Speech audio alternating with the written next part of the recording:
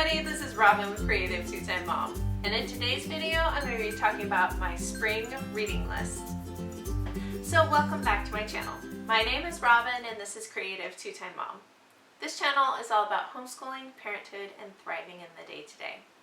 Or in the case of today's video, lots of really good books. Each season I try to post a video like this one sharing with you what I will be reading. These are my goals. These are books that have come across my path that have kind of sparked some interest that I'm hoping to get to in the next several months. And then at the end of each month I post a video sharing with you what I actually read, so you get to find out my real honest thoughts about some of these books. Sometimes they have to carry over to another season, but eventually I always get to them. Alright, so I have a really big stack in front of me. In fact, I'm losing it. And I still have several books at the library that I want to pick up, as well as several books on my Kindle. I have two marriage books here that I'm hoping to get through in the spring season. Now, the first one is a carryover from my winter reading list. I talked about this one called Sacred Influence. It's a book by Gary Thomas, and it's one that I read several years ago. Gary Thomas has a way of taking really deep theology, really good practical theology, and applying it to everyday situations, making it accessible but still really challenging you. I remember this being a great book. This was the first one that I read by this author, and I really enjoyed it, but it's been a few years, so I'm going to pull it back. Since it is a carryover from the winter, I'm going to try and push this one to the top of the list. The next book I have was a freebie. Our charter school was cleaning out their library, and this was one of the books that they were getting rid of, so I grabbed it. I have no idea if it's going to be any good or not. It's by Dan and Ann Wilson. It's called Vertical Marriage: The One Secret That Will Change Your Marriage. And I'm always looking for a good marriage book, so I thought I would grab this one, but I haven't really even looked at it very much, so I'm not even sure what it's about. It sounds like it's probably one of those marriages. Here, I'll just read the top part. He never saw it coming. It was the night of David and Ann Wilson's 10th anniversary, and if asked how he would rate their marriage, he would have said a 9.8 out of 10. But instead of giving him a celebratory kiss, Ann whispered, "I've lost my feelings for you." So I'm wondering if it's one of those like rebuilding, reconnecting. I'm always looking to invest in my marriage because it's so foundational to our family, so I don't know, worth a look, right? Alright, so the next category I actually don't have any physical books for. I have 3 books on my sort of parenting category that I'm hoping to get to in the next season. The first one is a reread. It's by Kristen Welch, and it's called Raising Grateful Kids in an Entitled World. Now, Kristen and her husband started a ministry over in Africa to unwed mothers, and so her children have really learned what it's like to sacrifice. They've been overseas multiple times, and they've seen their parents sacrifice for these families. This will be a reread for me. I read it several years ago. I remember it being really insightful, but other than that, I don't remember a whole lot about it. So I'm excited to get back to that one. Now, the next book in my parenting category is Talking with Your Teens About Sexuality. So this is one of those books that I think is going to be interesting to read as a parent of teenagers. I have a 15-year-old son and a 13-year-old daughter, and let me tell you, the world is a little bit different than when I was a teenager. Just a little bit. We've already had to touch on a few of these issues in our family, and I don't always know how to address them. I don't always know what to do with them, and I think I stumble my way through them okay, but it would be really nice to have a little bit of guidance, simply because this is such uncharted territory, not only being the parent of teens, but just the world that we live in right now.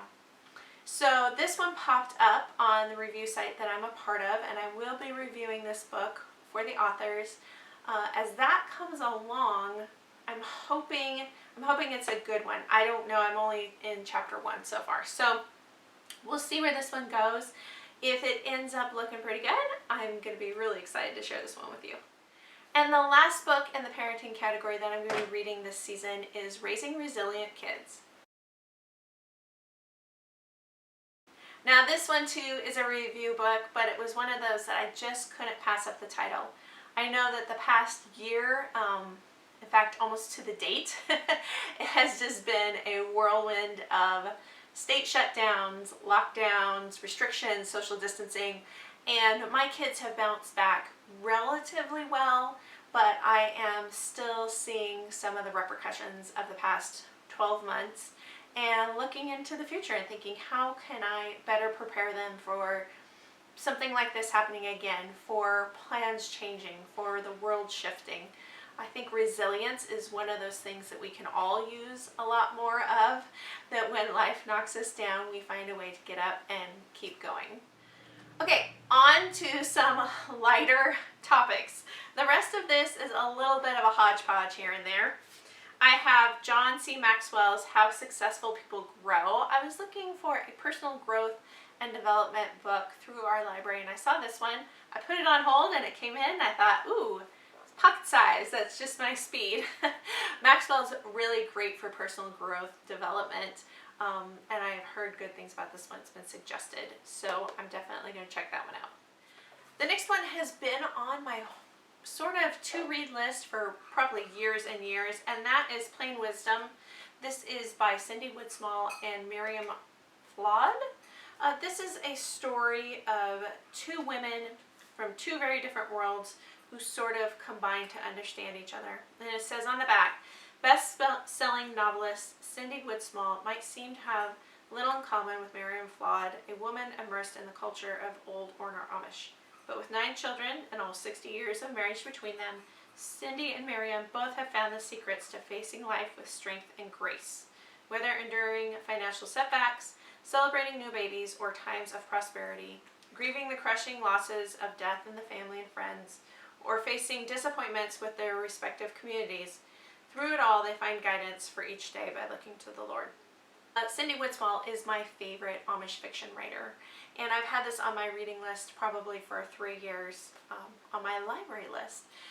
So I finally decided it's time. I've been needing some maybe a little bit lighter reading with all the heavy parenting stuff that I'm going to be reading.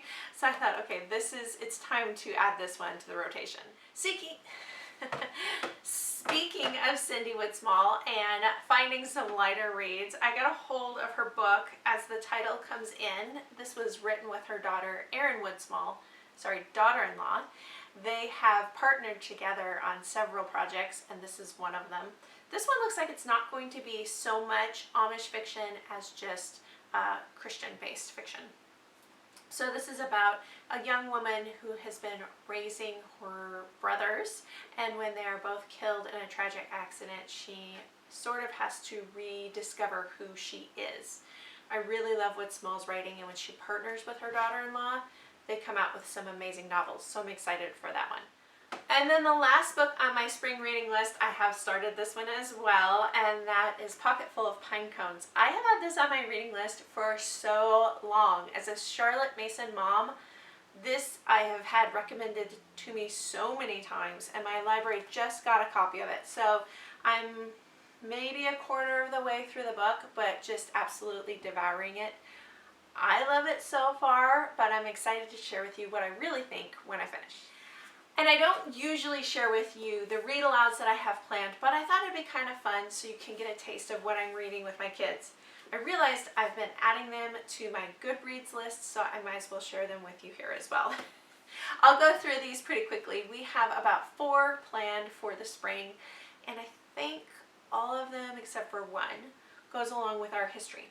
So we're finally getting to A Night Divided. This is by Jennifer A. Nelson.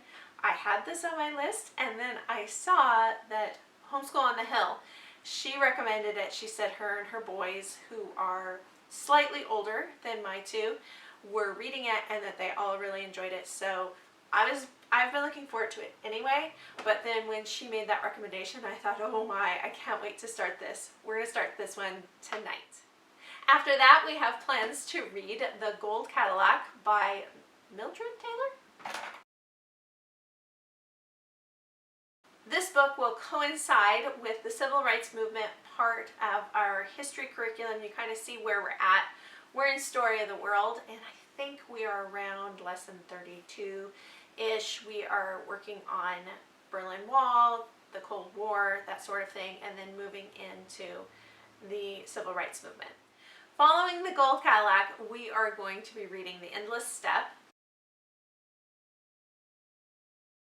Now each year we finish Story of the World, usually about a month before school is out, and we take that last 4 to 6 weeks to study a continent, and that's what we've done the past several years. This year I want to delve into strictly Russian and Ukrainian history. This is a part of the world that is really near and dear to my husband and I, so we are going to be working our way through that.